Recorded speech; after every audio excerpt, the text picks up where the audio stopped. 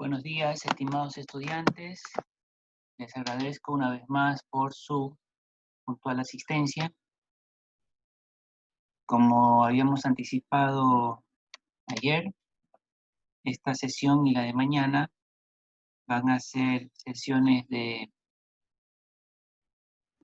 aportaciones por parte de los estudiantes, ¿no? Vamos a evaluar colectivamente las lecturas, ¿no?, que cada uno de ustedes han realizado, y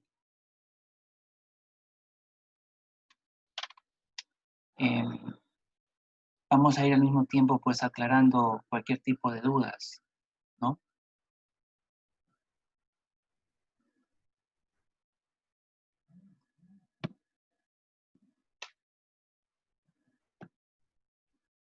Bien, Alison Aguirre Chávez.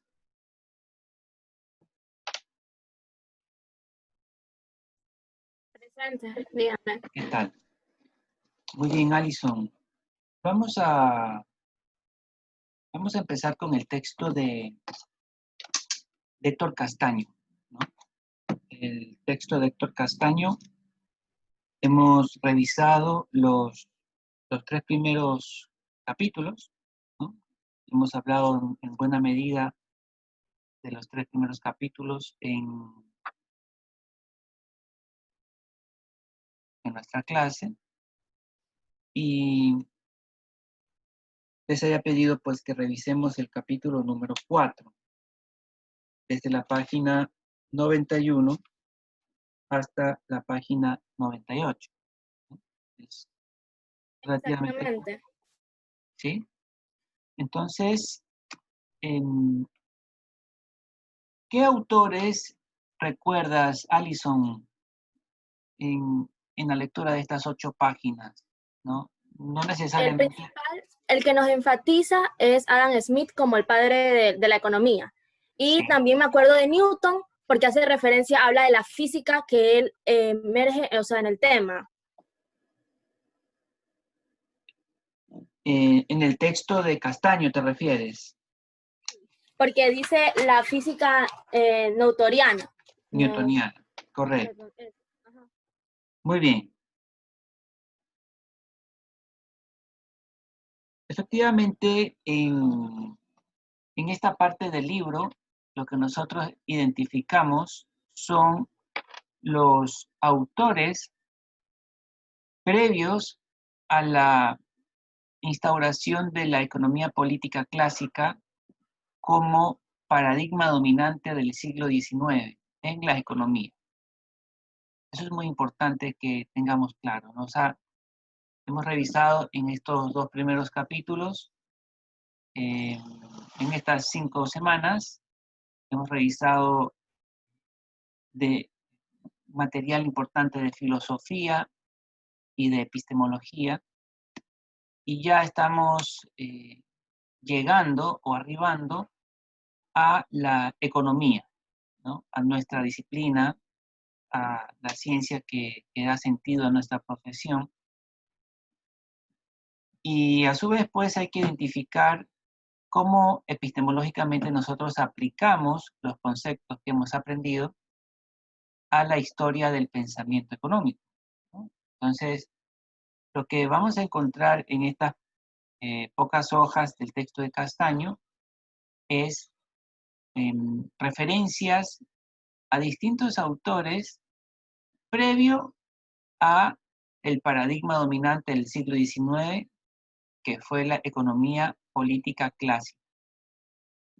En ese sentido, estimados estudiantes, hay que tener súper claro que hemos tenido un paradigma dominante en el siglo XIX, la economía política clásica, que geográficamente tiene un origen británico, la economía política clásica, con un escocés, que fue Adam Smith, como iniciador de dicha tradición, y luego en 2 ingleses, ¿no? En David Ricardo y luego en John Stuart Mill como los continuadores, y el final, en el caso de John Stuart Mill, el finalizador de esta tradición de la economía política clásica en el siglo XIX.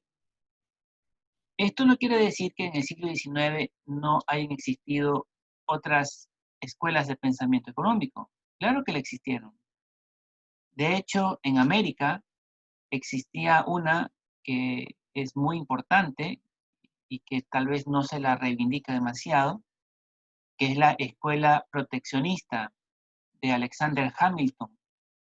Alexander Hamilton es el individuo que aparece en el billete de $10, ¿no? Si ustedes tienen un billete de $10, ahí aparece Hamilton, ¿ya? Hamilton es quien profundizó en Estados Unidos de Norteamérica el planteamiento de Friedrich List, ¿no? La doctrina listiana que se llama, de Friedrich List, L-I-S-T. Ya, List era contrario a Adam Smith, ¿no? Porque List y Hamilton planteaban el proteccionismo, estaban en contra del libre comercio. En cambio, Adam Smith y todos los economistas políticos clásicos hablaban de la libertad de los mercados, ¿no? Dejar hacer, dejar pasar.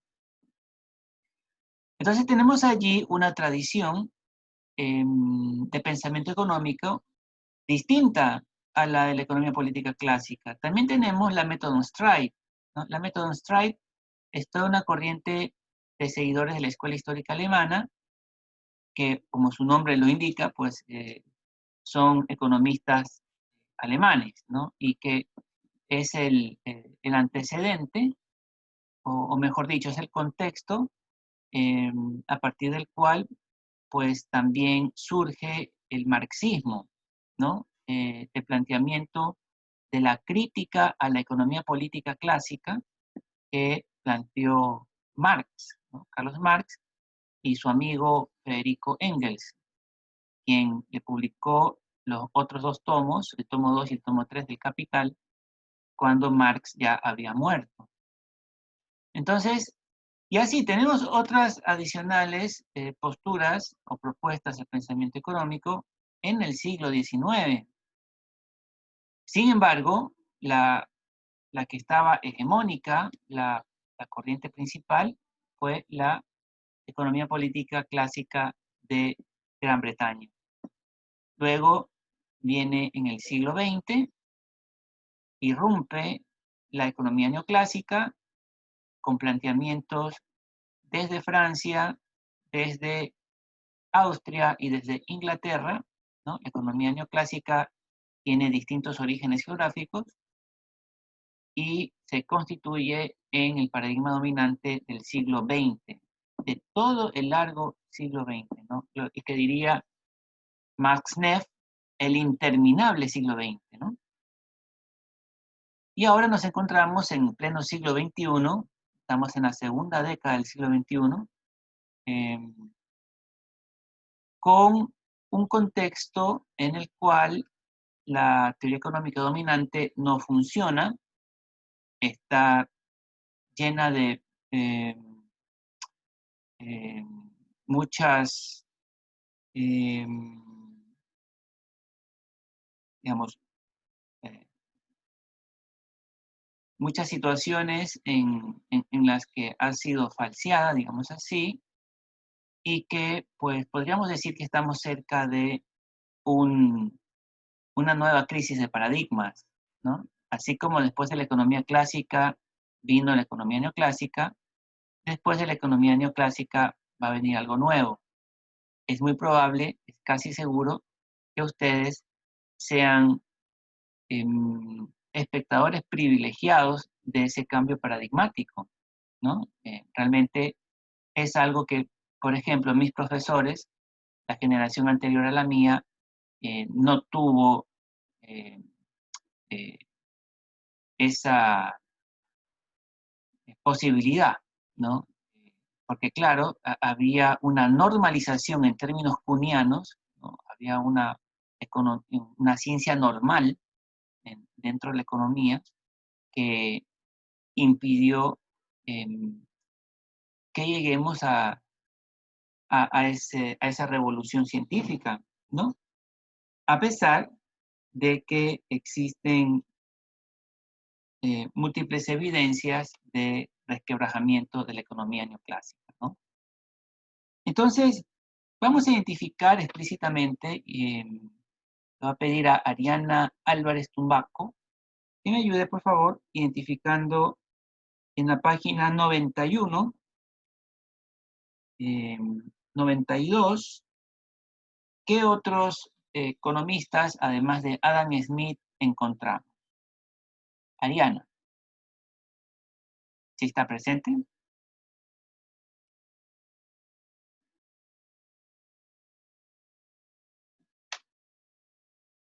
No está. Economista también se habla sobre William Petty, William Petty, que, correcto. ajá, ¿Y quién habla más? sobre la teoría del valor del trabajo. Ajá. Y en el último párrafo de la página 92 encontramos a otro economista. Quesnay. François Quesnay, exactamente, ¿no? Quesnay o François Quesnay. Muchas gracias por las respuestas. En el primer caso, efectivamente, tenemos a William Petty, que de hecho es uno de quienes introducen la frase dejar hacer, dejar pasar, ¿no? La famosa frase laissez-faire, ¿no? Que es la frase de los liberales, de los economistas políticos clásicos. La introduce pues William Petty. Usa un fundamento empirista del entorno. Exactamente, agradezco que lo hayas mencionado, Ítalo, porque de hecho Petty es uno de los pocos empiristas que hubo en la economía. Y realmente agradezco que lo hayas mencionado y lo vamos a resaltar, ¿no? Aunque yo ya le había expuesto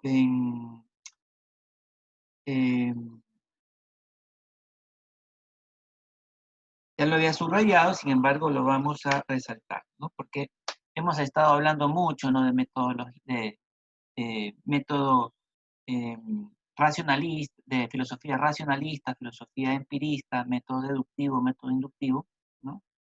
Y en este caso, pues Petty aspiraba a una fundamentación empirista de la economía, ¿no? Petty en ese sentido era un seguidor de David Hume, ¿no? Lo cual no debe sorprendernos porque William Petty es también británico, ¿no? También es británico, es de la Gran Bretaña, ¿no?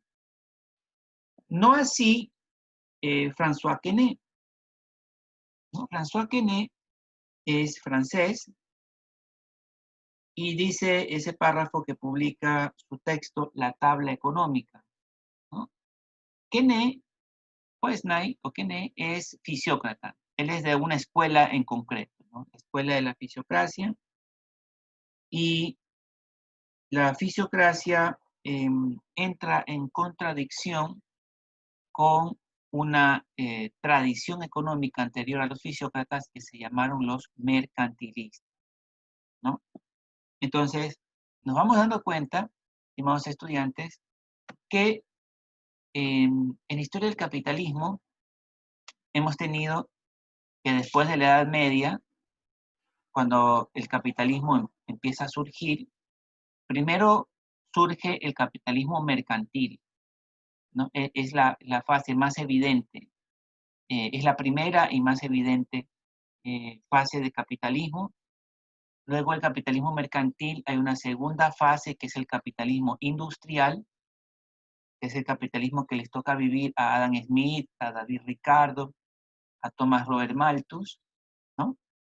Y hay una tercera fase del capitalismo, que es el capitalismo financiero, donde la banca adquiere mucho poder económico y político.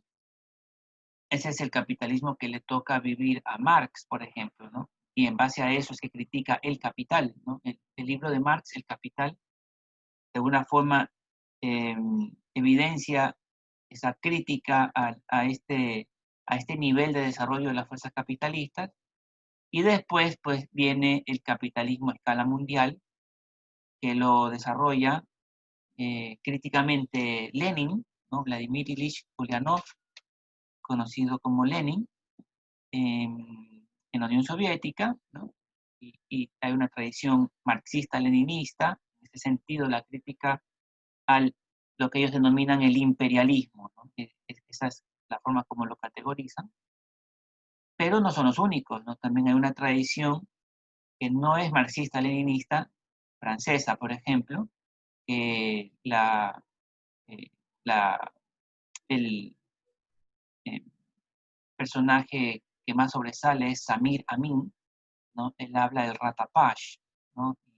Y habla de la mundialización eh, como, eh, como una categoría diferente a la globalización de la que estamos nosotros más bien más familiarizados, ¿no? Estamos familiarizados de la globalización, el Internet, ¿no? Amazon, la posibilidad de poder comprar en línea cualquier cosa de cualquier parte del mundo, etcétera, ¿no? Esa es la globalización. Y en ese sentido, pues la frase globalización tiene una connotación positiva con respecto a esta inserción en el comercio y en las finanzas internacionales. En cambio, la palabra mundialización y el ratapage que plantea Samir Amin es más bien habla de una desconexión, ¿no? O sea, en ese sentido, es un planteamiento crítico de la globalización neoliberal que estamos viviendo. Bueno, una, una teorización anterior a esa es el imperialismo del que habla Lenin, ¿no? Y que pues se supone que es la etapa actual del desarrollo capitalista, ¿no? Entonces, el capitalismo empieza con un capitalismo mercantil, luego es industrial, luego es financiero y finalmente es global. Este capitalismo mercantil tuvo teóricos que defendieron la intervención del Estado a favor de los mercantilistas, ¿no? Hay una cuestión muy interesante que los estudiantes deben de tener claro cuando estudien a los distintos pensadores, ¿no? A las distintas personas que tienen aportes a la historia del pensamiento económico. ¿Y qué es lo que tienen que prestar atención? A su contexto, al contexto de cada uno de estos pensadores y a sus intereses también. Por ejemplo, William Petty, ¿no? que hoy están ustedes familiarizándose con William Petty. William Petty luchó en las batallas con Oliver Cromwell y ganaron, y como consecuencia de haber ganado esas batallas, Cromwell le dio grandes cantidades de extensiones de terreno, ¿no? O sea, como consecuencia de haber ganado la guerra y de haber apoyado, pues, de haber estado en el bando ganador, William Petty se hizo de grandes extensiones de la tierra. Entonces, Eso fue en Irlanda, algo así, ¿no, bro? sí, entonces, exactamente. Entonces, como, como tenía muchas tierras, para William Petty, la tierra es la clave, ¿no? O sea, ¿por qué defiende la fisiocracia y por qué defiende el valor de la tierra William Petty? Porque tenía tierras, porque era terrateniente, entonces la riqueza venía de las tierras. ¿Ya? ¿Por qué los mercantilistas defendían el comercio como fuente de riqueza de las naciones? Porque ellos eran comerciantes, ¿no? ¿Por qué David Ricardo defiende el papel de las finanzas? Porque él fue especulador financiero en la Bolsa de Londres, ¿ya? Y porque Marx defiende mucho a la clase trabajadora, porque él era sindicalista, ¿no? Es decir, las realidades de cada uno de de las personas que han hecho pensamiento económico, sus ideas están muy influenciadas por sus realidades, ¿no? Pensemos en el Ecuador, por ejemplo. En Ecuador hay un grupo que se llaman los libertarios, ¿no? Los seguidores del Instituto Ecuatoriano de Economía Política, ¿no? Ellos son personas que defienden el libre comercio, ¿no? Y dicen que el Estado no se meta y que el mercado lo resuelve todo. Defienden el libre comercio porque son hijos de importadores, ¿no? Eso Eso es todo. O sea, si uno es importador, no quiere que le pongan restricciones a las importaciones, ¿ya? Si es que uno es hijo de un banquero, va a defender las teorías de los banqueros. Y así sucesivamente, ¿no? Entonces, hay que tener, hay que prestar mucha atención. Es decir, a ver, ¿por qué los mercantilistas, ¿no? ¿Por qué Thomas Moon? ¿Por qué Colbert? ¿Y por qué todos ellos defienden el libre comercio? Perdón, porque ellos defienden el mercantilismo, ¿no? Y la intervención del Estado en sus teorías económicas, porque precisamente a ellos el Estado les ayudaba, ¿no? Es decir, las teorías mercantilistas, el Estado ayudaba a los mercaderes, ¿no? Y por lo tanto estaban a favor de la intervención del Estado a través de subsidios, ¿no? A través de ayudas oficiales y, y por lo tanto, pues la doctrina mercantilista no es una doctrina sin intervención del Estado. La doctrina mercantilista es una doctrina con intervención del Estado. Y la doctrina mercantilista es una doctrina proteccionista también. Eso es algo que hay que tener súper claro, ¿no? Es decir, el libre comercio es exactamente lo contrario del mercantilismo. El mercantilismo es proteccionismo, libre comercio es no proteccionismo, ¿no? Es libre comercio. Bien, entonces tenemos allí que los mercantilistas y los fisiócratas eran pensadores económicos que existían previamente al nacimiento de la economía política clásica, ¿no? Y efectivamente, en la siguiente página, en la página 93, dice,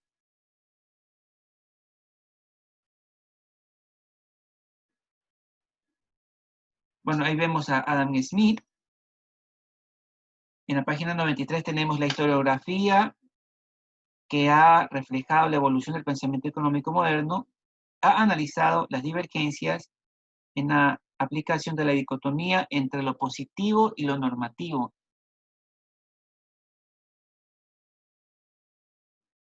Como se ha visto en los fisiócratas y como se verá a continuación con Adam Smith, esta distinción no se formuló dentro del marco de la filosofía de la ley natural, dentro de lo cual lo positivo y lo normativo, es decir, lo que es y lo que debería de ser, aparecían unidos al no diferenciarse entre el análisis positivo de las tendencias fácticas y la prescripción normativa en cuanto a las políticas que debían implementarse. Las dos nociones, lo positivo y lo normativo, estaban identificadas en una misma visión de los procesos de producción y distribución de la riqueza. ¿Qué es lo que nos dice todo este párrafo que he leído? Que en los siglos XVII, XVIII, ¿no? Siglos de influencia de los mercantilistas, no existía una diferencia entre lo positivo y lo normativo, ¿no? Para empezar, no existía el positivismo, ¿no? Por lo tanto, no podía existir esa diferencia. Y lo que ellos escribían era al mismo tiempo una descripción de lo que según ellos era el mundo y lo que según ellos debería de ser el mundo. O sea, las dos cosas al mismo tiempo. Entonces, ¿qué decían los mercantilistas? La riqueza de las naciones depende de que se tenga más oro en los países. O sea, el hecho de tener oro, mayor cantidad de oro, un país, significaba de que este país era rico. Y que por lo tanto, lo que debería de hacerse es acumular más oro. O sea, si ustedes se dan cuenta allí, hay una teoría positiva y una teoría normativa. La teoría positiva, la riqueza de las naciones significa exportar más de lo que se importa. Ahí se está describiendo. Y luego, ¿qué se debería hacer? Se debería exportar más de lo que se importa, ¿no? Se explica lo que es riqueza y se sugiere normativamente cómo debería de ser la política pública, la política económica. Deberían de haber más exportaciones que importaciones. Y eso lo debería liderar el Estado. Efectivamente, como decía Allison, en la página 94 dice que la filosofía de Smith refleja la fe en el orden newtoniano de la naturaleza, su creencia a considerar al mundo como un mecanismo armoniosamente ordenado.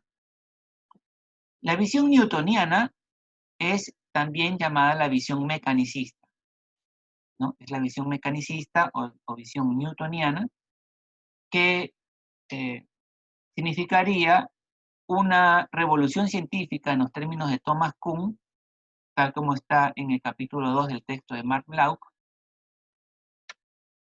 Mark Glauc también utiliza la frase revolución copernicana, ¿no? Que ustedes deben de recordar, la revolución copernicana también es una frase que utiliza Immanuel Kant, ¿no? Los estudiantes que leyeron Kant recordarán esa frase, ¿no? La revolución copernicana.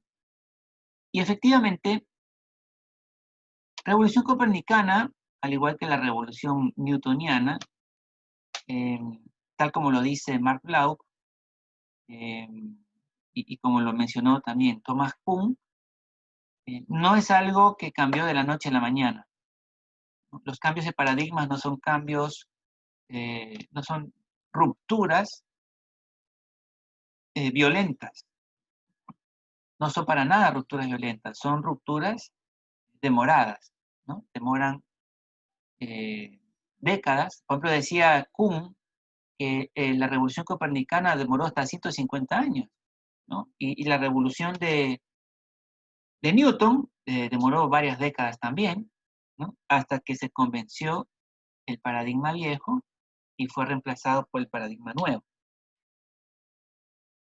Bueno, algo parecido pasó también con las tesis liberales, ¿no? Porque si bien es cierto que Adam Smith se lo reconoce como el padre de la economía, antes de Adam Smith, algunas personas, algunos teóricos eh, mencionaron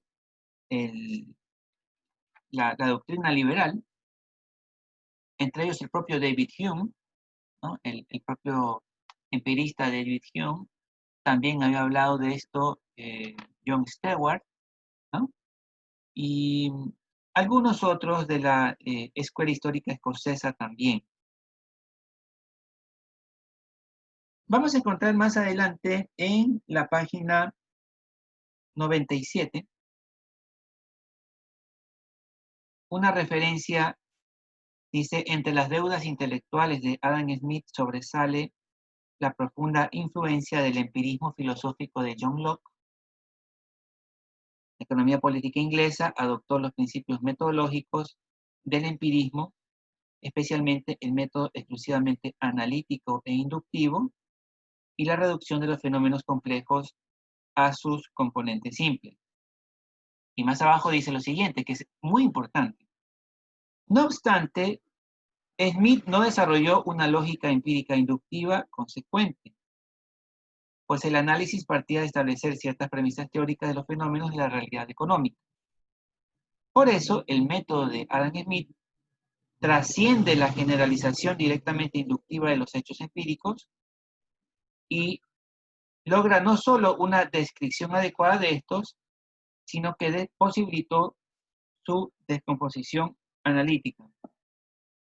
Hay algo que hay que recordar mucho de Adam Smith, y esto es algo que no se dice, pero que es sumamente importante.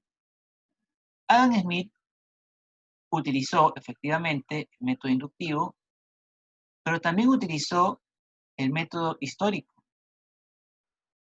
¿Ya? Adam Smith no hace un planteamiento ahistórico de la ciencia, todo lo contrario. Si bien es cierto que él se documenta de muchas estadísticas y que gran parte de sus 600 hojas, ¿no? Cuando uno lee La riqueza de las naciones, una importante cantidad de esas hojas son cifras estadísticas con las que Adam Smith defiende lo que está afirmando. También Adam Smith hace referencia a pasajes históricos, ¿ya? Por lo tanto, es importante la historia en Adam Smith, ¿no? Y esa es una de las grandes diferencias entre Smith y Ricardo. David Ricardo no hace referencias a la historia. David Ricardo es más teórico. Podríamos decir que Adam Smith es más enciclopédico. O sea, Adam Smith, cuando hace una afirmación, se defiende con estadísticas, se defiende con argumentación lógica y también se defiende con referencias a la historia. O sea, hace una gran cantidad de giros y él argumenta, y por si no te convence, sigue argumentando. O sea, él es una persona que quiere agotar el tema hasta que uno dice, es imposible que esto no sea de esta forma, porque lo ha argumentado lógicamente con estadísticas y de manera histórica. Por eso es que su libro es tan voluminoso. David Ricardo, que era un hombre de negocios, como lo he mencionado, fue una persona que hizo plata en la bolsa de Londres. En cambio, Adam Smith era profesor en la Universidad de Glasgow. Evidentemente tenían dos estrategias comunicacionales diferentes. La vida de Adam Smith era una vida rodeada de libros, ¿no? Era un personaje académico, fundamentalmente. David Ricardo era una persona del mundo, ¿no? De la economía, de la bolsa de valores, ¿no? Era una persona de dinero. Y las personas que tienen dinero quieren ser eficientes. A ver, dime, ¿cuál es el punto? Ese es el punto, ya está, listo. Siguiente cosa. O sea, no le gusta dar vueltas sobre el asunto, sino una argumentación concreta, eficaz, eficiente, y ya está. Entonces, por eso es que el libro de David Ricardo es muchísimo más flaco, ¿no? La teoría, los principios de economía política y tributación de David Ricardo es un libro de unas 200 hojas nada más, o menos, y es muy concreto, ¿no? David Ricardo es muy concreto. No utiliza el método histórico. Hay algunas personas que les aburre la historia. Economista, Sí, adelante. disculpe que lo interrumpe, pero Sí, quería saber si, o sea, la diferencia que también hay entre David Ricardo y entre Adam Smith es por lo que Adam Smith también era filósofo. Y yo recuerdo que me habían mencionado que él tenía un libro aparte de Las riquezas de las naciones, que era sobre la ética. sí. O creo que se llamaba La ética. No, el anterior libro era la teoría de los sentimientos morales. La teoría de los sentimientos morales, ese libro anterior de Ese es de Adam psicología, Smith. ¿verdad? ¿Perdón? Ese es de psicología, ¿verdad? La teoría de los sentimientos morales es un libro de filosofía, podría decirse, ¿no? De Smith. Efectivamente, ¿no? Como dices, Cabrera, Smith fue un filósofo, no fue un académico, una persona de ideas. En cambio, David Ricardo era una persona más ejecutiva, ¿no? Podríamos decir que Adam Smith era más estratégico y David Ricardo era más ejecutivo, era más operativo. Entre ustedes, estimados estudiantes, habrán personas que sean más ejecutivos, que les gusten hacer las cosas ya, rápido, ¿no? Menos palabras, más acción. Habrán otras personas, en cambio, que les gusten ser más estratégicos, que les guste ver el contexto, que les guste ver no solamente lo que me toca hacer de aquí a mañana en el corto plazo, sino una visión del bosque de aquí a 1, 2, 3 años, ¿no? O sea, una visión del todo, una panorámica. Son claramente dos posiciones distintas, ¿no? Yo diría complementarias, y por eso es que obviamente una persona estratégica necesita a su lado a alguien operativo, ¿no? Alguien que le ayude a que las cosas se hagan, y viceversa, ¿no? Una persona altamente ejecutiva, una vez que hace las cosas, necesita de alguien estratégico que le diga qué es lo que hay que hacer luego, ¿no? Son dos actitudes distintas, no es que una sea mejor que la otra, depende de nuestras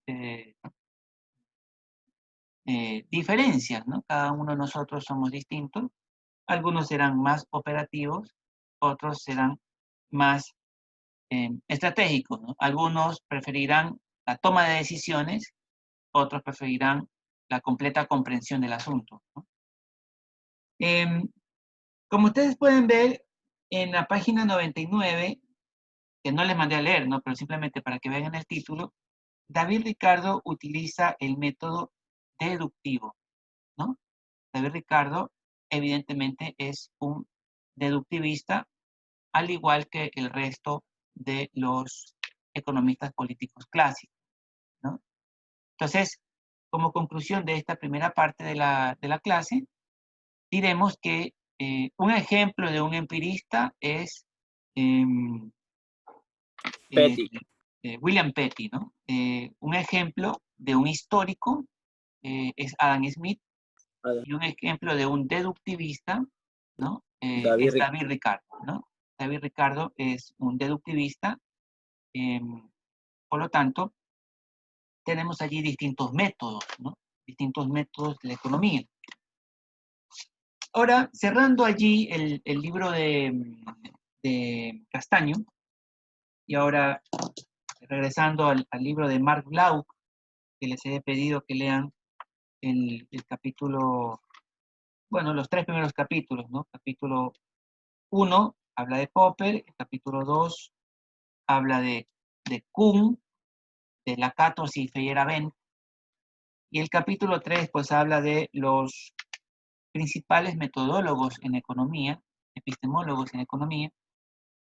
Lo que tenemos que encontrar, estimados estudiantes, en estos 3 primeros capítulos, o lo que tenemos que reconocer, mejor dicho, es los nombres de estos personajes. Por eso es que le voy a pedir al siguiente estudiante, Ariana Albarracín, en el capítulo 3, ¿no? Que les había pedido que hagamos una lectura. ¿Qué personajes nomás encontramos aquí? Por ejemplo, en la página 76 aparecen 2 nombres, Ariana Albarracín. ¿Cuáles serían esos 2 nombres que aparecen en la página 76? O hasta 3 inclusive. ¿Qué personajes aparecen en la página 76 del texto de Mark Glauc? Estamos en el capítulo 3. Si es que no puede responder Ariana, ¿alguna otra persona?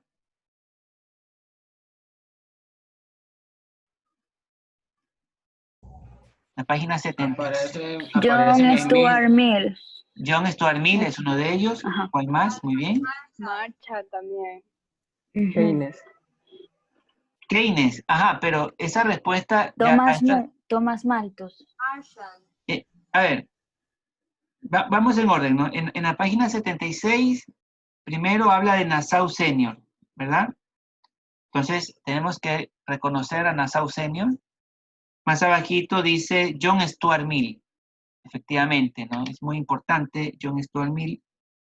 A John Stuart Mill tenemos que reconocerlo porque él es un empirista, ¿no? Tomen nota de eso, ¿no? John Stuart Mill es un empirista. Ya hemos dicho que David Ricardo es un deductivista. Hemos dicho que Adam Smith es forma parte de, entre otras cosas, de la escuela histórica escocesa, ¿no? Le gusta la historia, pero también utiliza el método inductivo, ¿no? Es decir, podríamos decir que Adam Smith es un enciclopédico, ¿no? Utiliza muchos métodos. David Ricardo es un deductivista, indiscutible. En cambio, John Stuart Mill es un empirista, ¿no? Hay que recordar eso. Y, bueno, tenemos aquí, más adelante, en esta misma página 76, lo nombra a Keynes.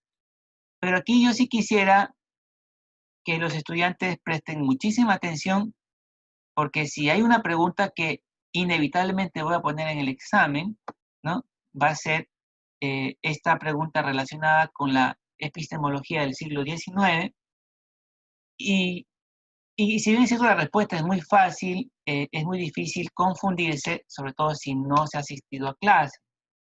El epistemólogo es Keynes, Pues resulta que hay dos Keynes. Hay Keynes papá y hay Keynes hijo. Y el epistemólogo es el Keynes padre, es John Neville Keynes. Si ustedes se dan cuenta, en la página 76 explicitan el segundo nombre, dice John Neville Keynes. Ya, John Neville Keynes es el epistemólogo, pero el Keynes famoso no es el Keynes padre. El Keynes famoso es el hijo, es John Maynard Keynes. ¿Ya? Entonces, John Maynard Keynes es el creador de la teoría de la demanda agregada, el multiplicador keynesiano, ¿no? La intervención del Estado en la economía. Todo eso es el hijo, es John Maynard Keynes. ¿Ya? Su papá, John Neville Keynes, de hecho, pensaba muy distinto. Entonces, es muy curioso ¿qué cosa? Que cuando nosotros leamos el texto de Milton Friedman, porque vamos a leer un texto original de Milton Friedman, ayer ya decíamos nosotros que Friedman estuvo muy influenciado por Popper, porque Popper les dio una, digamos así, una charla en la Sociedad Mont-Pelerin, y ahí estuvo como privilegiado asistente Milton Friedman, ¿no? Entonces, el punto es que Friedman es al mismo tiempo keynesiano y anti-keynesiano. Friedman es keynesiano porque es seguidor de las ideas de Keynes padre, de John Neville Keynes, y lo cita bastante, ¿no? Pero al mismo tiempo es contrario a la intervención del Estado en la economía y por lo tanto es contrario a la doctrina keynesiana de John Maynard Keynes. Entonces, los estudiantes podrían confundirse y uno le puede preguntar, bueno, ¿Friedman es keynesiano o no es keynesiano?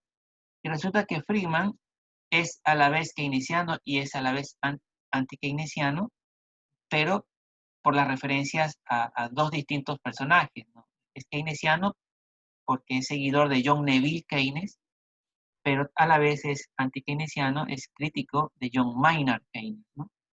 Y entonces eso es muy importante, ¿no? Es John Neville Keynes el autor de El contenido y método de la economía política, una obra que se publicó en 1890. Luego, en la página 77 de este libro de Marc Bloch,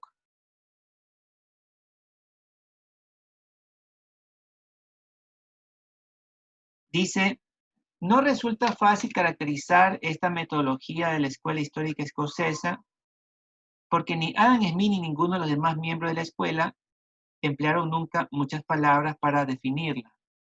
O sea, en las primeras líneas de la página 77 del texto de Marc Bloch, nos podemos dar cuenta de que el autor está explicitando que Adam Smith forma parte de esa escuela histórica escocesa, ¿no? Lo menciono porque es muy probable, casi seguro, que les pida en algún deber, en alguna tarea, que relaten un poco sobre los planteamientos de los distintos epistemólogos y economistas y van a tener que citar autor y página, ¿no? En este caso, en la página 77 del libro de Marc Bloch, se explicita de que Adam Smith forma parte de la escuela histórica escocesa. Muy bien. Más abajo se nombra a... bueno, en la página 77 no hay más economistas. En la página 76 también aparece David Ricardo y Thomas Malthus, que son pues los iniciadores del paradigma de la economía política clásica, ¿no?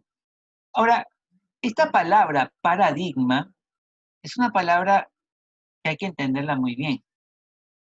Entonces yo le pregunto a a Aarón Arriaga Salavarría. Aarón, ¿quién es el que propone la palabra paradigma? Cuando yo digo paradigma, ¿a qué epistemólogo estoy haciendo referencia?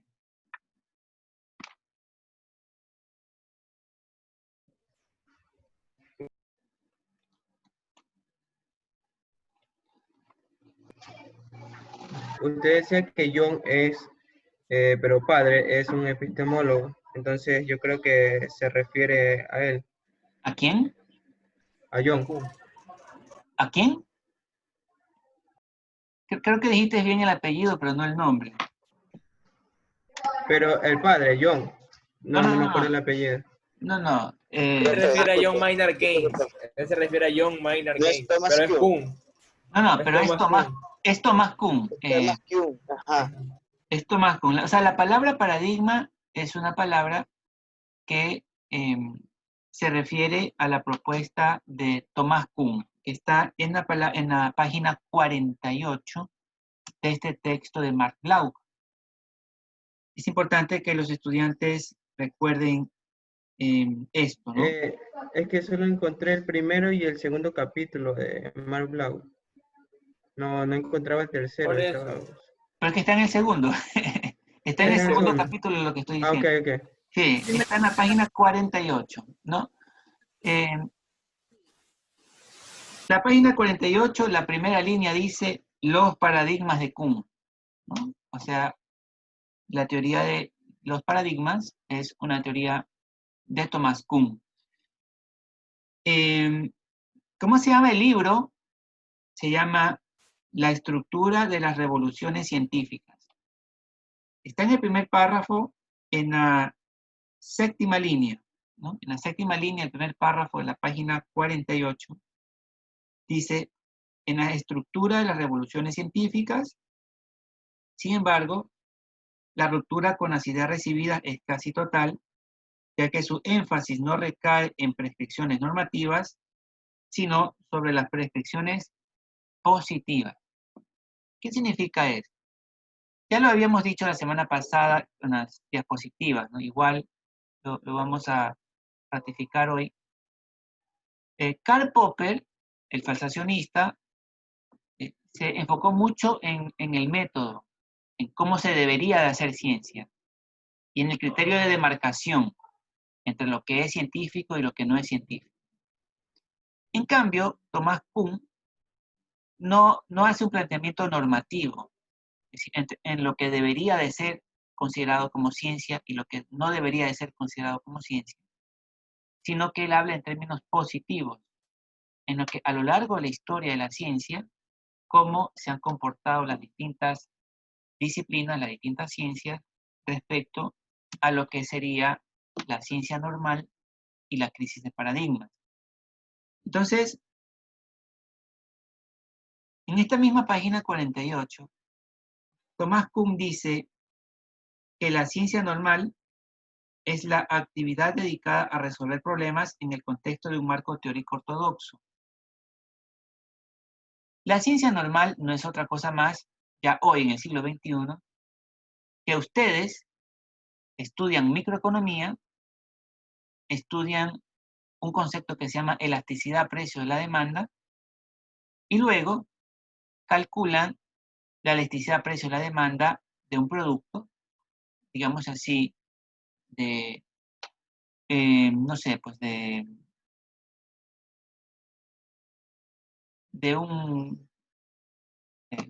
algo comestible, ¿no? Dice, bueno, vamos a sacar en el barrio, ¿no? O alrededor de una zona, van a sacar a la venta un determinado producto comestible, por ejemplo, un encebollado, qué sé yo, un ceviche, etc.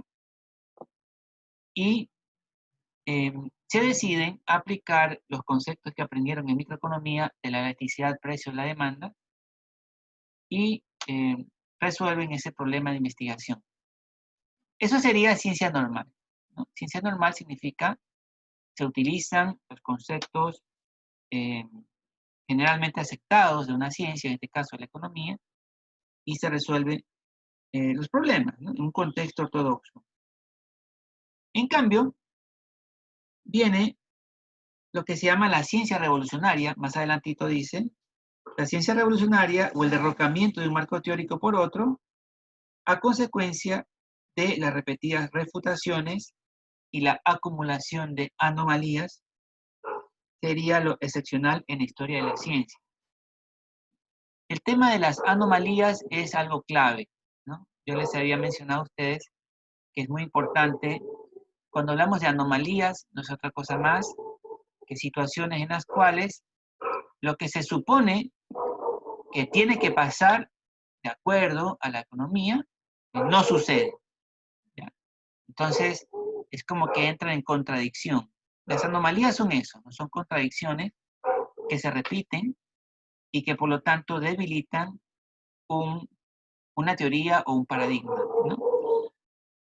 La principal diferencia entre Popper y Kuhn radica en que para Popper, una vez que una teoría o una hipótesis es falseada, esta ya no es más científica, ¿no? Y se la desecha.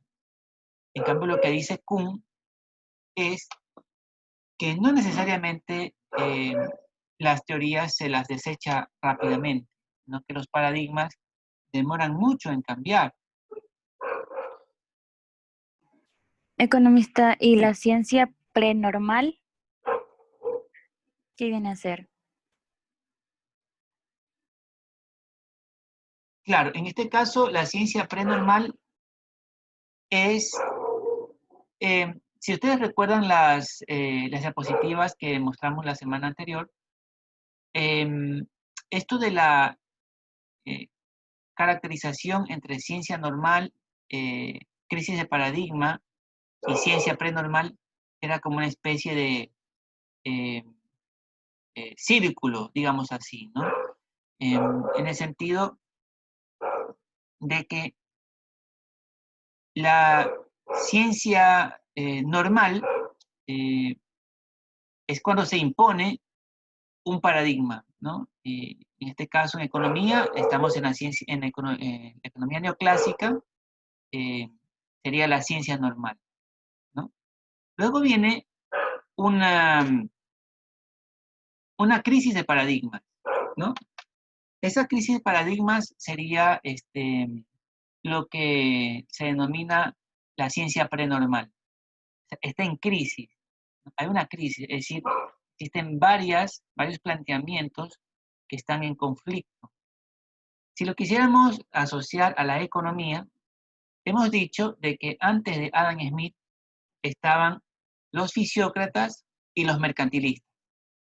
¿Ya? Eso podríamos decir que en economía era una etapa de ciencia prenormal. ¿Ya? Los fisiócratas estaban en contra de la intervención del Estado y los mercantilistas estaban a favor de la intervención del Estado. Habían dos posturas contrarias, pero ninguna haya vencido a la otra. O sea, ni los fisiócratas vencieron a los mercantilistas, ni los mercantilistas vencieron a los fisiócratas. Entonces, ahí había una ciencia prenormal. Luego la ciencia prenormal, ¿qué es lo que viene? Viene la revolución científica. ¿Qué significa la revolución científica? Que uno se impone sobre los demás, ¿no? Entonces, en este caso, ¿quién planteó la revolución científica en el siglo XIX? Bueno, a finales del siglo XVIII, ¿no? Porque Adam Smith publica La riqueza de las naciones a finales del siglo XVIII, en 1776, y con ello, la economía política clásica emerge, ¿ya? Porque es muy interesante. ¿Por qué es tan voluminoso el libro de Adam Smith? Es voluminoso porque en el libro de Adam Smith, el autor critica a los mercantilistas, ¿no? Los cuestiona y les dice, no estoy a favor de la intervención del Estado. Pero también critica a los fisiócratas. Adam Smith dice, la riqueza de las naciones no viene de la tierra. La riqueza de las naciones no viene de los recursos naturales. La riqueza de las naciones viene del trabajo de los seres humanos, del trabajo de las personas, de su especialización que le permite tener un incremento en la productividad. Entonces, esta idea de Adam Smith, de la división del trabajo, porque el planteamiento de Smith es ese, no es la mano invisible, el planteamiento de Adam Smith es el de la división del trabajo, que permite incrementar la productividad. Entonces, esa es la fuente de la riqueza de las naciones, según Adam Smith. Entonces, Smith le dice a los fisiócratas y a los mercantilistas que no es el comercio la causa de la riqueza de las naciones, ni tampoco es la tierra, ni tampoco son los recursos naturales la causa de la riqueza de las naciones, sino es el trabajo. Ese es el origen de la riqueza de las naciones. Entonces, Inglaterra es más rica que otros países porque su productividad, porque su trabajo, su mano de obra, permite producir más, ¿no? Y es en el trabajo donde está la fuente de la riqueza. Entonces, con eso, con esa teoría del valor trabajo, Smith se impone, ¿no? Y dice, ni mercantilistas ni fisiócratas, ni en el comercio, ni en la acumulación de metales de los mercantilistas, ni tampoco en la tierra, ¿no? Porque los fisiócratas decían que la riqueza estaba en la tierra, ¿no? Sino en el trabajo. Entonces, en ese caso, podríamos decir que Adam Smith planteó una revolución científica, ¿no? Entonces, supera esta fase de ciencia prenormal y la convierte en ciencia normal. De lo que se trata es que tenemos una ciencia prenormal, donde hay una crisis de paradigmas, donde nadie domina. Luego hay una revolución científica, donde uno de ellos irrumpe, y finalmente se llega a la ciencia normal, donde ese que ocasionó la revolución científica se convierte en la nueva ortodoxia, ¿no? En el paradigma dominante. Es así como podríamos resumir el planteamiento de Thomas Kuhn, ¿no? Que está en el capítulo 2. Entonces,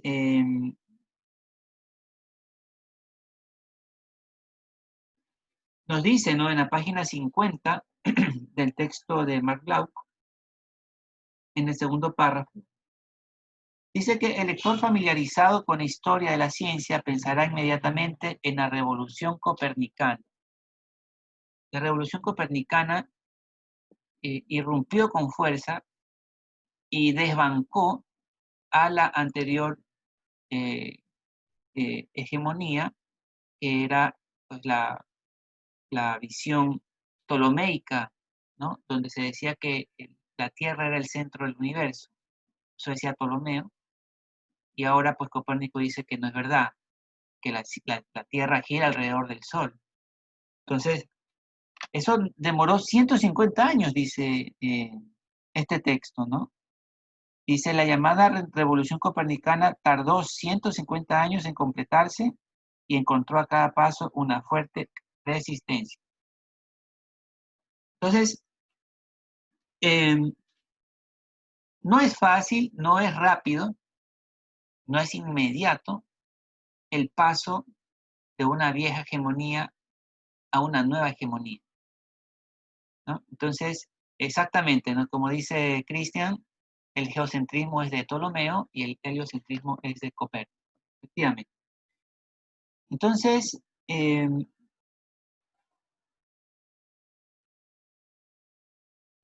planteamiento original en la primera edición de las revoluciones científicas de Kuhn fue pues generó mucha controversia, y luego en las siguientes ediciones Kuhn un poquito como que, no es que se retracta, ¿no? Pero sí como que matiza esta idea de las revoluciones científicas. De cualquier manera, el planteamiento de Kuhn, a diferencia del planteamiento popperiano, es menos agresivo, ¿no? Dice, no es que automáticamente es falseada una idea, chao, con esa idea. No, la idea persiste hasta que hay una revolución científica, ¿no? Entonces las revoluciones científicas se demoran en cocinar. Luego de Popper y de Kuhn, en este mismo capítulo 2 del texto de Mark Glauc, se menciona los programas de investigación científico, cuyo autor es un señor llamado Imre Lakatos. Esto lo tenemos en la página 54, me parece que resumido de una manera muy didáctica. Dice, En el primer párrafo de la página 54, la metodología de la ciencia de Popper es una metodología agresiva, en el sentido que según sus criterios, una gran parte de lo que denominamos ciencia puede desecharse como metodológicamente incorrecta. La metodología de Kuhn, por el contrario, es una metodología defensiva, ya que trata de reivindicar en vez de censurar la práctica real de la ciencia. Por otro lado, la obra de Lakatos puede considerarse como un curioso compromiso entre la visión antihistórica de la metodología agresiva de Popper y la metodología relativista que defiende Thomas Kuhn. Entonces, estimados estudiantes, lo que tenemos allí es que Lakatos se pone en la mitad y dice, vale tanto lo que dice Popper como también lo que dice Kuhn. Es importante tener un método y en ese sentido dice, Popper estoy de acuerdo con que se necesita un método, pero también no hay que ser demasiado agresivo, ¿no? Porque Popper es sumamente agresivo, ¿no? Recuerden que él hablaba de las estrategias inmunizadoras, ¿no? Eso está en el primer capítulo del libro de Mark Blau, y describe de una manera interesante entre las páginas 56 y 57, Lakatos me refiero, describe lo que es un programa de investigación científica. Y eso es lo que nos tiene que quedar claro a nosotros, ¿no? Que cuando estamos frente a una escuela de pensamiento económico, cualquiera que ésta sea, estamos ante un programa de investigación científica, ¿no?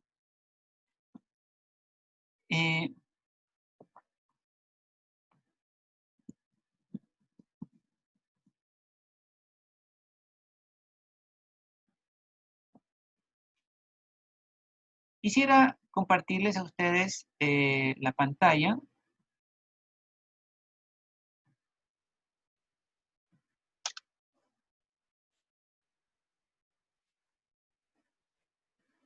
Van a ver ustedes la página del Instituto del Nuevo Pensamiento Económico, ¿no? El Institute for New Economic Thinking.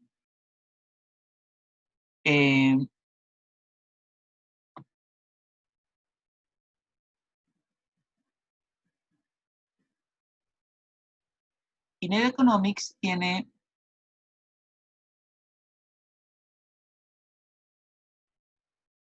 aquí donde dice investigación, donde dice research, plantea lo que dicen los programas. Esta página yo se las recomiendo por el momento que la curiosemos, ¿no? Que la vayamos familiarizándonos con ella. Y luego, pues a medida que ya van teniendo un mayor conocimiento de macroeconomía, microeconomía, estadística y sobre todo econometría, ya luego va a tener mucho más sentido en prestarle más atención, porque esta página al menos es de las pocas que me he dado cuenta que ofrece financiamiento, o sea, da dinero para que se haga investigación. Entonces, sobre todo para los estudiantes que son muy estudiosos, ¿no? Que les gusta estar en el 5% superior, que son un poco más competitivos que el resto, y que, claro, tienen urgencia de, no diría la palabra figuretear, pero sí tienen una urgencia de demostrar su valía. Más o menos es como cuando el buen futbolista busca los buenos equipos como para poder ingresar a las grandes ligas, ¿no? Entonces, algo parecido sería lo que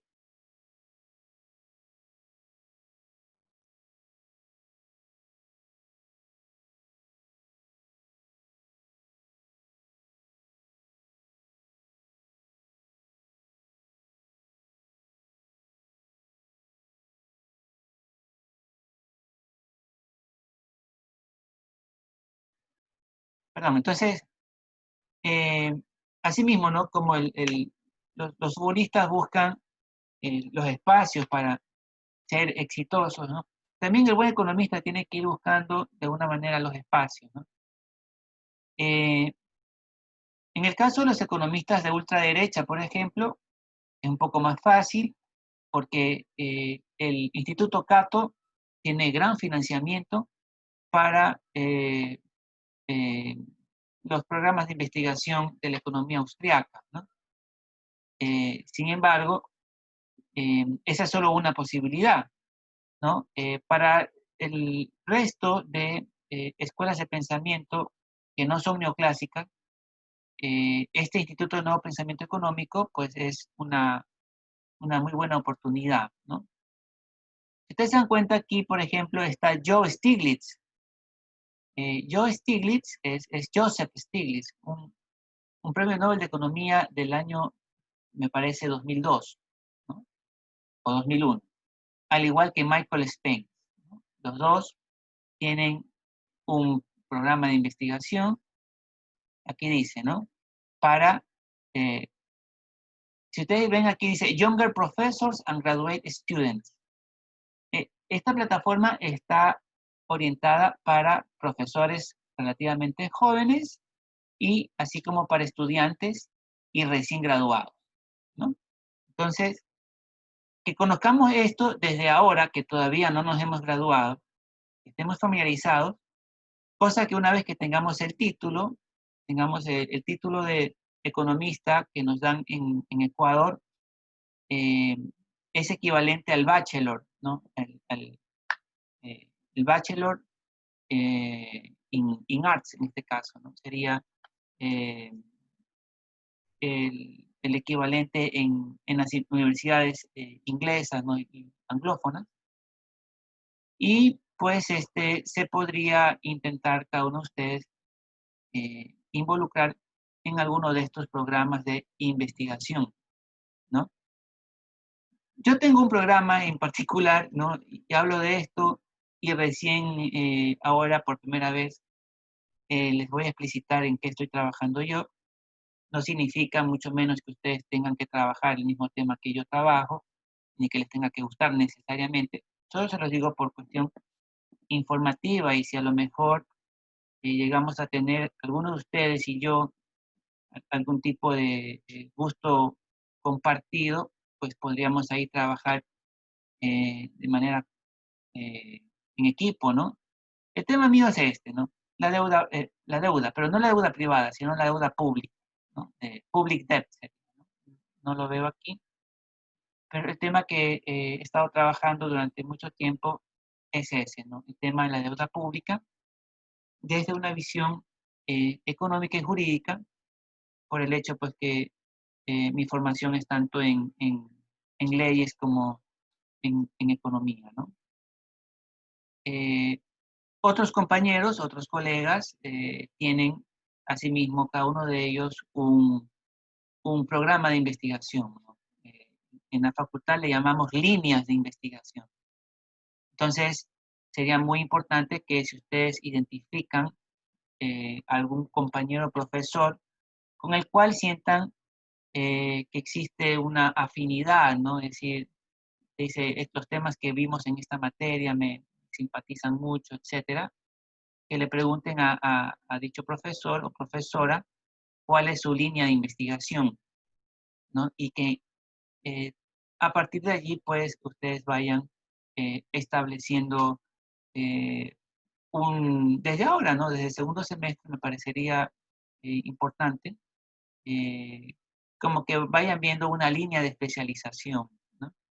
En algunos casos los estudiantes se especializan en políticas públicas, ¿no? En la forma como el Estado interviene en cuestiones relacionadas con derechos. En otros casos, en cambio, más bien los estudiantes se relacionan con cuestiones privadas, ¿no? Con encadenamientos productivos, ¿no? Con competitividad empresarial y sectorial industrial. En el caso de que simpaticen pues, con el sector privado empresarial.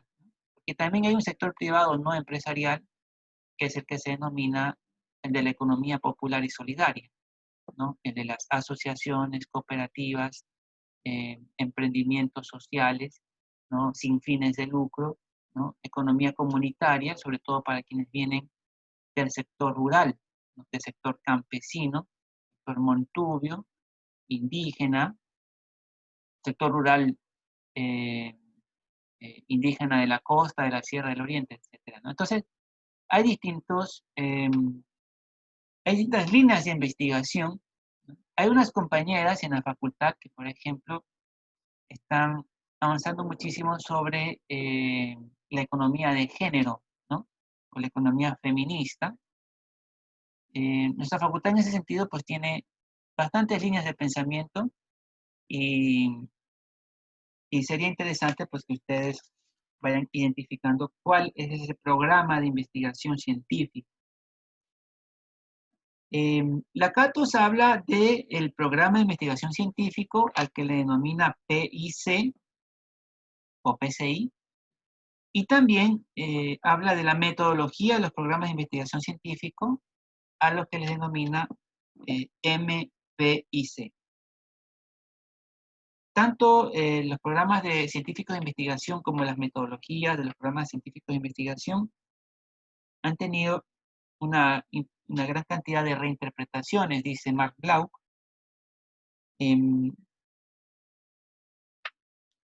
Y sin embargo, lo importante en el caso de este señor Lakatos es que él intenta no despreciar ni lo uno ni lo otro, ¿no? Ni Popper,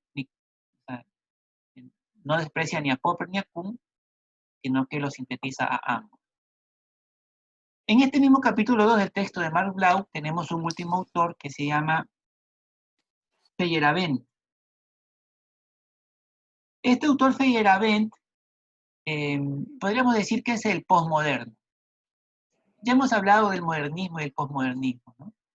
Feyerabend ya es un caso extremo, creo yo, ¿no? de una visión posmodernista en la ciencia, y tal vez por ello es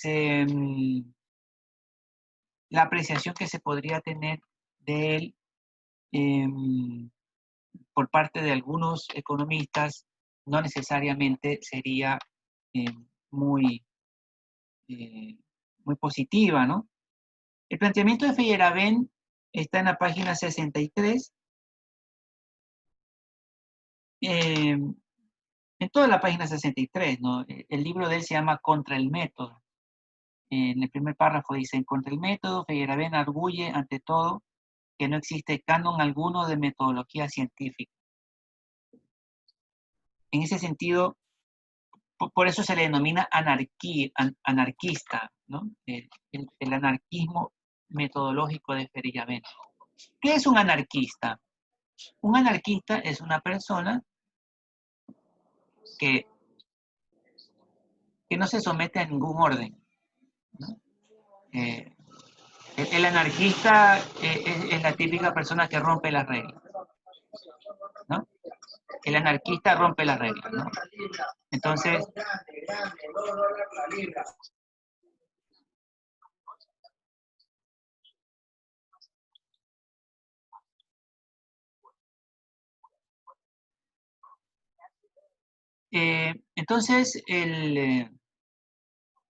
Feyerabend, como es anarquista, básicamente él critica, y en el último párrafo de la página 63 del libro de Mark Glauc lo dice: no es solo la metodología lo que Feyerabend quiere poner en su sitio.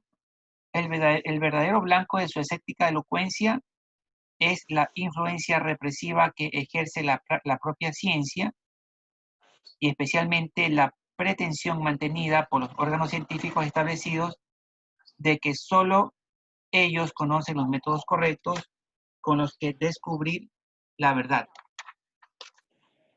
El poder público y la ciencia deben mantenerse separados, de forma que los padres puedan ejercer su derecho a que sus hijos aprendan magia en vez de ciencia en las escuelas estatales, si eso es lo que desean.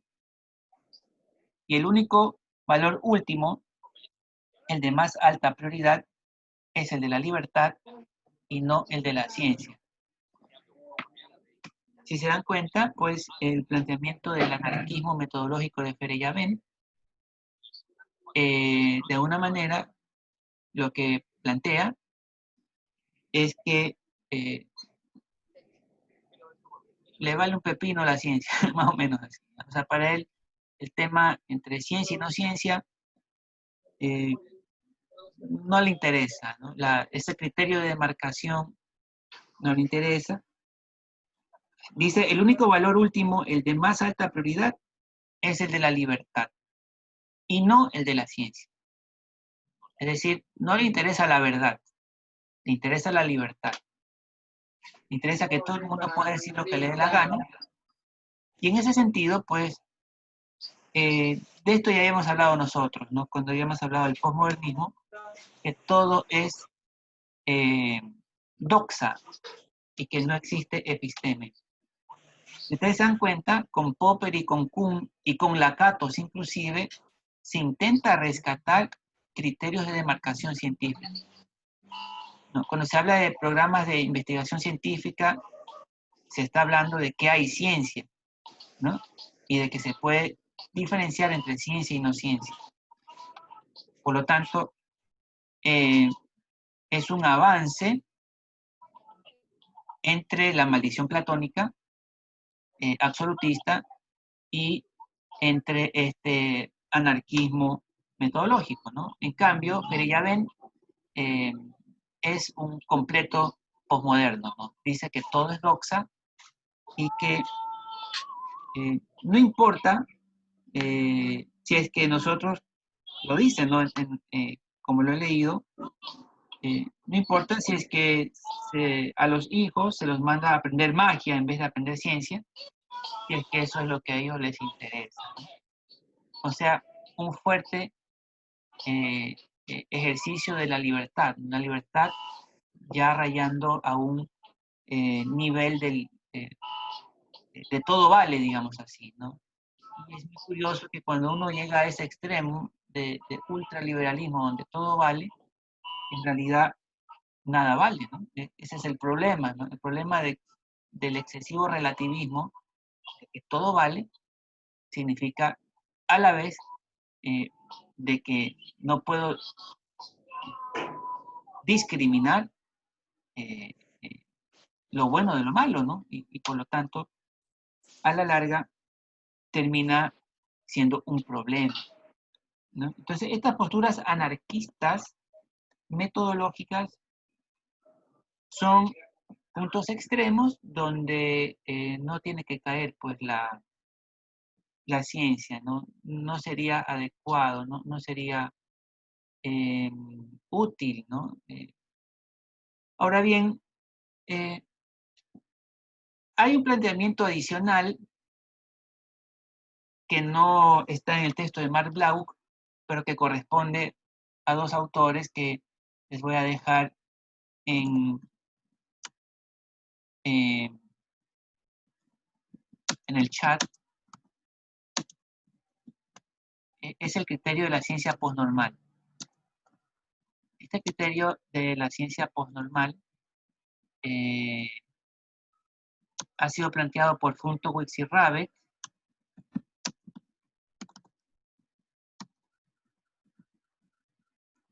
¿no? Ahí les he escrito Silvio Funtowicz y Jerome Rabbet.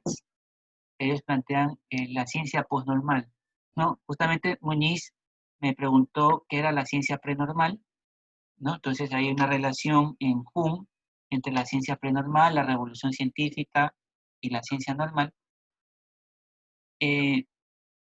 Funtowicz y Rabbet, utilizando obviamente las mismas categorías de Thomas Kuhn, plantean la ciencia postnormal. Y básicamente, pues, la ciencia postnormal no es una anarquía metodológica de Feyerabend, ¿no? O sea, no es que todo vale y no hay un criterio de separación entre lo bueno y lo malo, sino más bien el planteamiento de Funtowicz y Rabbet va por otra ruta, va por la ruta de la incertidumbre y de la complejidad. Y que en ese sentido, los autores más bien plantean de que la ciencia es extremadamente importante, pero que a veces la ciencia tiene que hacer un diálogo de saberes con lo que no es científico, y en ese diálogo de saberes, pues, fundamentalmente se hace referencia a los conocimientos ancestrales. Porque pongámonos a pensar, en la sierra y en el oriente, sobre todo en el sector rural, yo creo que también en la costa, ¿no? Pero fundamentalmente en la sierra y en el oriente, en el sector rural hay ciertos denominados secretos, ¿no? Que las comunidades utilizan para tratar las enfermedades cuando no tienen acceso a los fármacos, ¿no? Y que si te duele la cabeza, mascas la hoja de ni sé qué planta, que si estás con envenenamiento, tomas ni sé qué cosa, ¿ya? No son recetas científicas, ¿ya? No son respuestas que vienen de la ciencia, son prácticas milenarias, no son conocimientos ancestrales que la ciencia no ha podido justificar, ¿no? Y que en ese sentido, frente a una gran incertidumbre y complejidad de la vida, Puntovich y Rabbits llama a establecer lo que ellos denominan una orquestación de saberes y lo denominan pues bajo la lógica de la ciencia postnormal, ¿no? La ciencia postnormal implica pasar de la docencia a la política, ¿no? Y en ese tránsito de la docencia a la política, o de la academia, digamos así, a la política, el académico siempre quiere estar seguro y justifica y, y- y utiliza pues programas de investigación para ratificar sus propuestas de política económica, pero en algunos casos tendrá que atreverse a tomar decisiones en contexto de incertidumbre, y allí pues tocará conversar o dialogar, diálogo de saberes, con personas que no son científicas, pero que ante esa incertidumbre plantean otras opciones, ¿no? Otras posibilidades, y que podrían permitir eh, ensayar nuevas respuestas, ¿no? Bien, con, con esta revisión de estos dos textos de estos capítulos, ¿no? de, de Marc Bloch, y los 3 capítulos de Héctor Castaño, pues esperaría yo que los estudiantes podamos tener, el curso pueda tener una mejor idea, ¿no? De lo que es eh, racionalismo, empirismo, falsacionismo, ¿no? El positivismo, neopositivismo, lo que es una revolución científica, eh, y lo que son los programas de investigación, ¿no? A la larga, lo que nos va a servir eh, de aquí al futuro precisamente es la comprensión de lo que son los programas de investigación científica, y que vayamos identificando eh, cuál de ellos nos llama más la atención. Voy a subirle a- a la plataforma un libro de Ahon Chang. eh, este texto de Ahon Chang se llama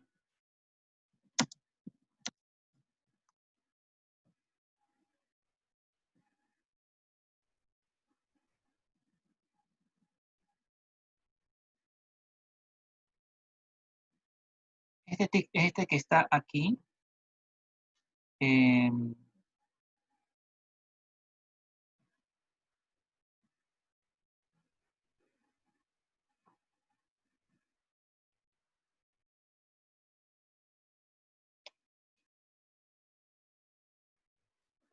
Se llama Economía, bueno, en inglés se llama así, ¿no? The User's Guide. En español tiene que haber, era algo así como Economía para el 99%. Déjame buscar aquí. Vale.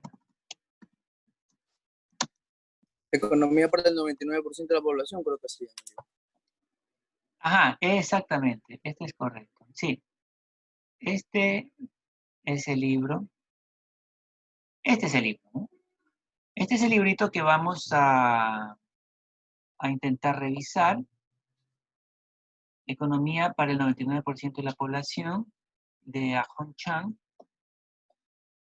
Lo voy a subir a la plataforma, aunque como me he dado cuenta que ustedes son mucho más rápidos que yo, probablemente lo compartan al grupo de WhatsApp, ¿no? Si es que lo pudieran hacer, se los agradecería. De este libro solamente vamos a leer un capítulo nada, que se llama Que 1000 flores florezcan, ¿no?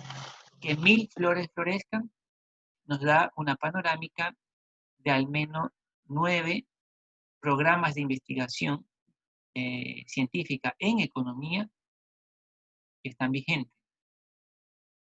Y sería interesante que desde ya los estudiantes vayan identificando de qué se trata cada programa de investigación y pues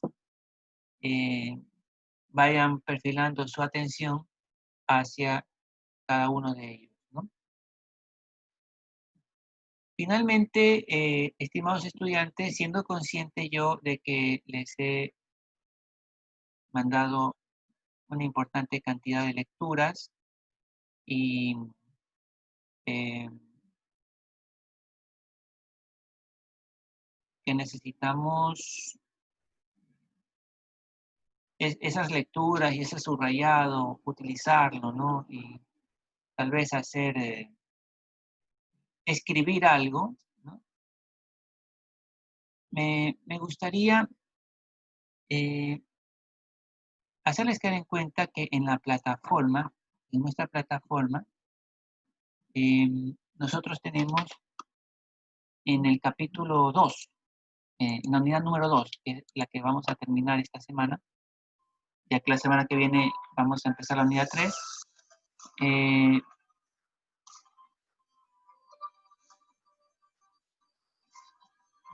tenemos un video que me gustaría que ustedes lo revisen. Es un video que está en español, ¿no? En la zona de evaluación de la unidad número 2 hay un video. Me gustaría que ustedes lo revisen, ¿no? Bien, nos vamos a quedar hasta allí entonces y continuamos mañana, ¿no? Y bueno, mañana trabajaremos sobre el texto de Ahon Chang. ¿Qué capítulo digo que leamos o qué? ¿Perdón? Sobre el libro de Ahon Chang. Hay un capítulo que se llama, Que 1000 flores florezcan. Ese es el capítulo que vamos a revisar. Que 1000 flores florezcan, sí. Ese libro sí va a estar colgado en la plataforma, ¿cierto? Sí, sí, lo voy a subir. Todavía no está subido, lo voy a subir. Yo ahorita igual lo envié al grupo para los que no lo tienen. Ya. No tiene ningún grupo. Ok. Presidenta. Ok, nos vemos mañana entonces, estimados estudiantes.